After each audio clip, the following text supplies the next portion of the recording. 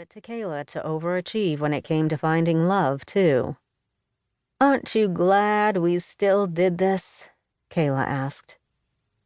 Nick lazily rolled her head to the right to see her friend lifting her face to the sun, her arms outstretched to the side.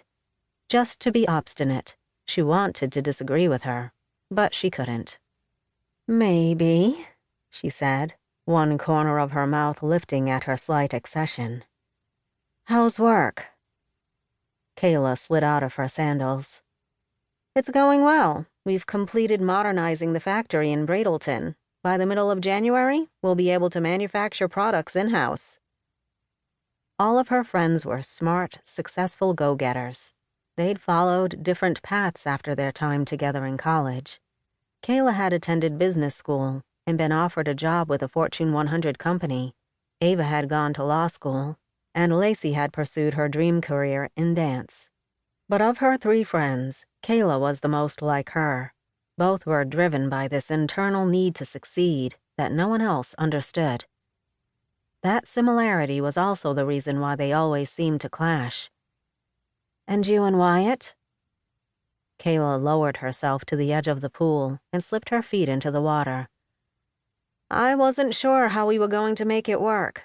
I just knew I wanted to. But it's been wonderful. It's exceeded all of my expectations." She couldn't deny the happiness she saw shining in Kayla's eyes or heard in her voice, but Nick wasn't sure she believed her. Kayla's job had been her life. Climbing the corporate ladder had excited her more than any relationship, which is why she and Kayla had always been on the same page regarding their life philosophies. Careers before deers.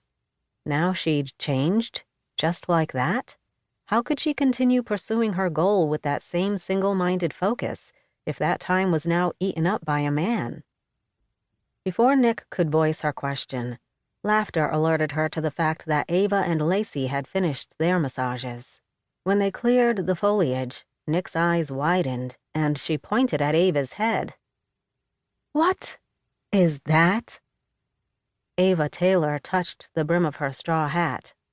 "It's to keep the sun out of my face. You know all this brownness doesn't need to tan."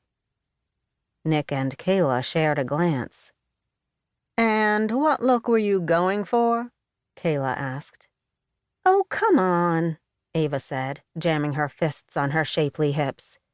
"You've seen this look before. Women wear it at the beach all of the time. I'm trying it out for tomorrow." Nick shot a look at Lacey. "You let your friend come out of the house wearing that?" Lacey, her tall, lithe dancer's body showcased to perfection in an emerald green one-piece, held up her hands. "Don't blame me. I sent her the link to the one she said she wanted. It was $400.